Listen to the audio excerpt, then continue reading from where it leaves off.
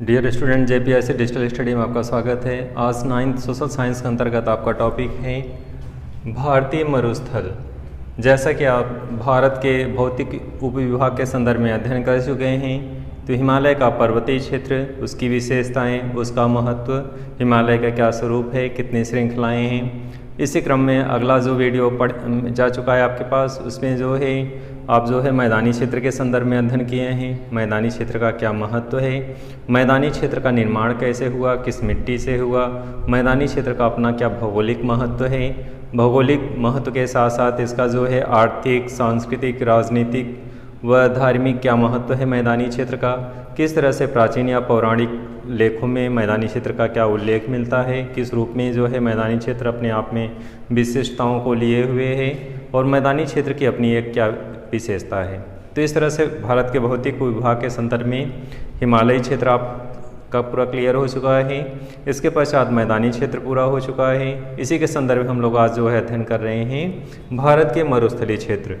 Dear student, जैसा कि आप जानते हैं, मरुस्थल शब्द ही अपने आप में बहुत सारी चीज़ों को आपके मस्तिष्क में उकेर देता है कि मरुस्थल का क्या स्वरूप होता है। जैसे किसी चीज़ के विषय में जब आप सोचते हैं तो वो शब्द जब आ जाता है सामने, तो शब्द ही अपने आप में बहुत कुछ बोल जाता है, शब्द ही अपने आप में बहुत कुछ बता जाता है कि इसमें क्या क्या चीज़ें हैं। तो एक खाका दिमाग में बन जाता है कि क्या चीज़ें होंगी। तो वैसे भारत का जो मरुस्थलीय क्षेत्र है, जैसा कि जानते हैं आप कि मरुस्थल की क्या विशेषता होती है। शुष्क मरुभूमि, पूरा रेतीला एरिया और गर्म हवाएं चलती हैं, कहीं पे भी हरियाली नहीं होती, चारों तरफ झाड़ियाँ, कटीले झाड़ियाँ होती हैं, पत्ती वाले, बिना पत्ती वाले, और चारों तरफ धूल भरी आंधियाँ चलती हैं। तो जैसा कि नाम से ही मरुस्थल मरुभूमि होता है। मरुभूमि की विशेषताएं भी आप जानते हैं कि मरुभूमि में किस तरह से ना हरियाली पौधे मिलेंगे बड़े बड़े, ना चारों तरफ हरियाली मिलेगी, हर तरफ रेगिस्तान ही रेगिस्तान होगा, धूल भरी आंधियाँ चलेंगी, चारों तरफ रेत ही रेत होगा। तो ऐसे स्थिति में मरुभूमि की जो विशेषता है वो अपने आप सारी चीज़ें एक दिमाग में, एक मस्तिष्क में वो सारी चीज़ें बन के आ जाती हैं कि मरुभूमि की क्या विशेषताएं हैं। तो यहाँ पे चूँकि हम भारत के मरुस्थल के संदर्भ में अध्ययन करेंगे, तो इसके स्वरूप में थोड़ा सा अध्ययन करेंगे कि यह अरावली पर्वतमाला है जो गुजरात से लेकर के दिल्ली तक फैली हुई है। अरावली पहाड़ी के पश्चिम किनारे पर, अरावली पहाड़ी के पश्चिम किनारे पर थार का मरुस्थल है। इसे थार का मरुस्थल के नाम से जाना जाता है। तो थार का मरुस्थल है राजस्थान का यह उत्तर पश्चिमी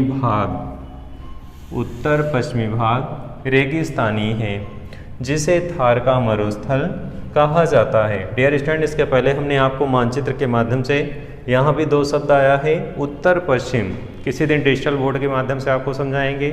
इसके पहले भी आपको बता चुके हैं कि किसी मानचित्र को जब दो दिशाएं एक साथ जब बोली जाती हैं तो कैसे आप उसको कैसे करेंगे। जैसे मान लीजिए एग्जाम्पल के थ्रू, इसके पहले भी हम आपको समझा चुके हैं कि जैसे कोई मानचित्र है,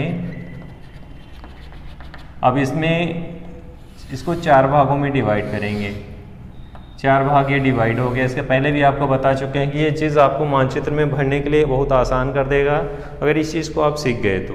क्योंकि मानचित्र भरने के लिए मानचित्र को सीखना आवश्यक है कि कैसे मानचित्र भरा जाएगा, दिशाओं का ज्ञान कैसे होगा। तो इस तरह से पहले किसी मानचित्र को, मान लीजिए कोई किसी राज्य का ये मान लीजिए ये माप है। अब इसके 4 भागों में डिवाइड कर देंगे। 4 भाग में जब डिवाइड कर देंगे तो उत्तरी हिस्सा उत्तर हो जाएगा, निचला हिस्सा दक्षिण हो जाएगा, राइट साइड में आपके क्या होगा, पूर्व, और इस साइड में पश्चिम हो जाएगा। इस तरह से 4 दिशाएं क्लियर हो गई, ऊपर उत्तर, नीचे दक्षिण, राइट साइड में पूर्व और लेफ्ट साइड में पश्चिम। तो 4 दिशाएं, तो आप चारों दिशाएं में मानचित्र में आप दर्शा सकते हैं और भर सकते हैं। इसी के साथ साथ अगर जैसे कभी दो दिशाओं को एक साथ बोलता है, मान लीजिए उत्तर पूर्व बोल रहा है, तो उत्तर पूर्व में आप यहाँ पे दर्शा देंगे इस जगह पे, या फिर पूर्व दक्षिण बोल रहा है तो आप आधा करके आप यहाँ दर्शा देंगे, और दक्षिण पश्चिम बोल रहा है तो यहाँ दर्शाएंगे, या फिर उत्तर पश्चिम बोल रहा है तो इस जगह पे दर्शाएंगे। तो इस तरह से आप मानचित्र को दर्शाना सीख लें, क्योंकि इस तरह से पहले उसके 4 भाग डिवाइड करेंगे और अपने आप क्लियर हो जाएगा कि इस दिशा में किधर दर्शाना। अगर ये आप सीख गए तो मानचित्र दर्शाना आपके लिए एकदम आसान हो जाएगा। तो यहाँ पे क्या निकल के आया है कि यह किस दिशा में है, तो यहाँ पे उत्तर पश्चिम है, तो आपका ऊपर का हिस्सा उत्तर हो गया और ये हो गया पश्चिम, तो 2 आ रहा है तो आप ये एरिया पूरा बता सकते हैं। तो इस तरह से आप ऐसे दर्शाएंगे। तो उत्तर पश्चिम में क्या है, थार का मरुस्थल है और यह मरुस्थल का कुछ भाग जो है कहाँ पे है, पाकिस्तान में भी है। तो थार का मरुस्थल कहाँ पे है, कुछ हिस्सा इसका, कुछ हिस्सा भारत में है और कुछ हिस्सा पाकिस्तान में है। यह मरुस्थलीय भाग लगभग 644 किलोमीटर लंबा है और 161 किलोमीटर लगभग चौड़ा है। कुल इसका क्षेत्रफल जो है 1,04,000 वर्ग किलोमीटर है। तो डियर स्टूडेंट, ये थोड़ा डेटा याद है रखेंगे कि 644 किलोमीटर लंबा है, 161 किलोमीटर चौड़ा और कुल क्षेत्रफल इसका 1,04,000 वर्ग किलोमीटर है। इस भाग में बहुत ही कम वर्षा होती है, इसलिए वर्ष भर यह भाग शुष्क बना रहता है। तो यहाँ पे जैसा कि जब स्पष्ट रूप से जानते हैं कि रेगिस्तानी क्षेत्र में यानी थार के मरुस्थल में कम वर्षा होती है, तो इसलिए यहाँ पे वर्ष भर क्या बना रहता है, शुष्क बना रहता है। डियर स्टूडेंट, इस चीज़ को आप समझेंगे कि वर्ष भर जो है कम वर्षा होती है। कभी कभी इसके रीज़न, चूँकि आप डिजिटल के माध्यम से आप बहुत बेहतर तरीके से समझ सकते हैं, बहुत सारी चीज़ें ऐसी होती हैं जिसके माध्यम से क्लियर हो जाता है कि वर्षा यहाँ वर्ष भर कम क्यों होती है। तो रीज़न एकदम बहुत आसान तरीके से समझ लेंगे कि कैसे कम वर्षा होती है, तो इसका कारण समझेंगे।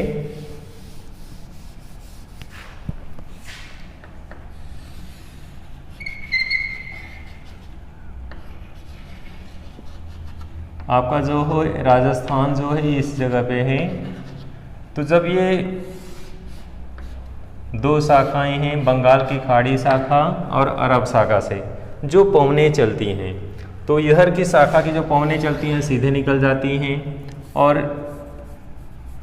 अरब के सागर से जो शाखा चलती है वो चूँकि यहाँ पे अरावली पर्वत शुरू होता हो सीधे दिल्ली तक चला गया है। तो इस पहाड़ी पे चलते चलते ये पर्वत, जब कैसे कहते हैं कि पवनें जब चलती हैं तो पहाड़ी, चूँकि पहाड़ी जो है उसी के समानांतर सीधे दिल्ली तक फैला हुआ है। अगर पहाड़ी ऐसे होता तब जो है पवनों को रोकता और राजस्थान में वर्षा शायद संभव होती, लेकिन चूँकि पहाड़ी जो है अरावली पर्वत जो है इस तरह से सीधे दिल्ली तक चली गई है, तो पवनें जो है उसी के सहारे ऊपर होते हुए ऊपर निकल जाते, आगे निकल जाती हैं और रुकने के लिए कोई रुकावट उन्हें नहीं है। तो एक तो पहला कारण है कि अरावली पर्वत के माध्यम से उसी के समानांतर जो है पवनें चलती हैं और वैसे ही उड़ते हुए आगे निकल जाती हैं, नीचे नहीं आ पाती और यहाँ पे वर्षा नहीं होती। तो पहाड़ी का समानांतर इस तरह से बने रहना जो है गुजरात से लेकर पूरा दिल्ली तक फैला हुआ है, जिसके कारण जो है पवनें पहाड़ी के सहारे आगे चली जाती हैं और वर्षा करने में, वर्षा नीचे न होने के कारण, नहीं आ पाने के कारण वर्षा नहीं होती। दूसरा कारण क्या है, पवनों में जब नमी होती है और नमी समुद्र से लेके जब चलती हैं और जब रेगिस्तानी क्षेत्र में पहुंचती हैं तो वहाँ की जो मरुभूमि है, तपती भूमि है, उसके कारण जो है उसकी जो उसमें नमी होती है वो नमी को खींच लेती है, तो जिससे पवनें जो हैं क्या हो जाती हैं, नमी विहीन हो जाती हैं और नमी विहीन होने के कारण वे वर्षा करने में असमर्थ होती हैं। तो इस तरह से 2 रीज़न है कि राजस्थान के थार के मरुस्थल में वर्षा कम क्यों होती है। एक तो अरावली पर्वत है जो उसी के समानांतर है, जब पवनें अरब सागर से चलती हैं नमी लेकर के, और चूँकि अरावली पर्वत उसी समानांतर ऐसे निकल के यहाँ से शुरू होकर गुजरात से और दिल्ली तक फैली हुई है, तो उसी के समानांतर निकल के आगे चली जाती हैं और उस मरुस्थलीय क्षेत्र में वर्षा करने में असमर्थ होती हैं। चूँकि पहाड़ी क्षेत्र है उसी के समानांतर निकलती हैं, इसलिए वर्षा नहीं हो पाती। सेकंड रीज़न क्या है, सेकंड रीज़न में इसमें आपको क्या देखेंगे कि सेकंड रीज़न में आपका जो नमी लेके चलती हैं, तो नमी में जो होता है समुद्र का जो नम होता है, समुद्री जल होता है और जल से जो है नमी लेके चलती है। जैसे ही पवनें आगे चलती हैं रेगिस्तानी क्षेत्र शुष्क होता है और शुष्क होने के कारण क्या होता है, वर्षा करने में असमर्थ होती हैं, क्योंकि उनकी नमी जो है तपती रेत भूमि के कारण जो है उसकी नमी खत्म हो जाती है और नमी खत्म हो जाने के कारण जो है ये वर्षा करने में असमर्थ होती हैं। तो 2 रीज़न है वर्षा न होने के कारण, इसलिए जो है यहाँ पे मरुभूमि में क्या होता है, वर्षा नहीं होती है। डियर स्टूडेंट, जैसा कि आप जानते हैं कि यहाँ पे वर्षा न होने का ये जो कारण है, ये दो कारण है। इसी के आधार पे आप इसकी विशेषताओं के संदर्भ में इसे लिख सकते हैं। अगली कड़ी में इसी क्रम में आगे चलते हैं। इस भाग में बहुत कम वर्षा होती है, इसलिए वर्ष भर यहाँ पे क्या रहता है, यह भाग शुष्क बना रहता है। तो वर्ष भर यहाँ का जो क्षेत्र है वो कैसा रहता है, शुष्क बना रहता है। और वर्षा न होने के कारण जो है यहाँ पे हरेदार वृक्ष नहीं होते, क्योंकि भूमि दोनों स्थितियाँ, एक तो ऊपरी जो वर्षा का जो स्रोत है वो भी नहीं है क्योंकि वर्षा होती नहीं है, और दूसरी भूमि जो है रेतीली है, जिसके कारण पेड़ पौधे वहाँ पे कटीली झाड़ियाँ केवल पाई जाती हैं, हरे भरे पेड़ पौधे नहीं पाए जाते। तो इसलिए यहाँ पे यह भाग कैसा होता है, वर्ष भर शुष्क बना रहता है। लूनी इस क्षेत्र की सबसे बड़ी मौसमी नदी है। तो यहाँ पे मौसमी नदी का क्या नाम है, लूनी है। जैसा कि आप जानते हैं मानचित्र में दर्शाने के लिए आता है, तो लूनी को दर्शाएंगे कहाँ पे, राजस्थान में। तो यहाँ पे राजस्थान में लूनी जो है क्या है, मौसमी नदी है। तो इसको ध्यान रखेंगे। तो राजस्थान की अपनी एक विशेषता है, यहाँ पे पेड़ पौधे ऊंचे हरे भरे क्षेत्र नहीं पाए जाते, रेतीला पूरा क्षेत्र है, रेत से भरा हुआ है, शुष्क क्षेत्र है। इसलिए अपनी इन विशेषताओं के कारण ये राजस्थान का अपना एक महत्व है। इसी क्रम में अगला हम लोग चलेंगे तटीय मैदान। तटीय मैदान क्या है, जैसा कि मानचित्र में आपने इसके पहले देखा था, वीडियो जा चुका है, प्रायद्वीपीय पठार या दूसरा इसका क्या नाम है, एक तो प्रायद्वीपीय है और दूसरा पठारी क्षेत्र। तो ये त्रिभुजाकार जो क्षेत्र है इसके दो नाम हैं, प्रायद्वीपीय भारत या फिर पठारी क्षेत्र।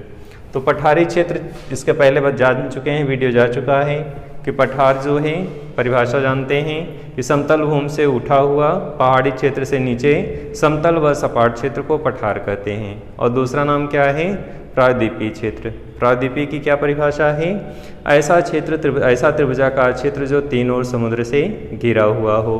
तो यहाँ पे भी जो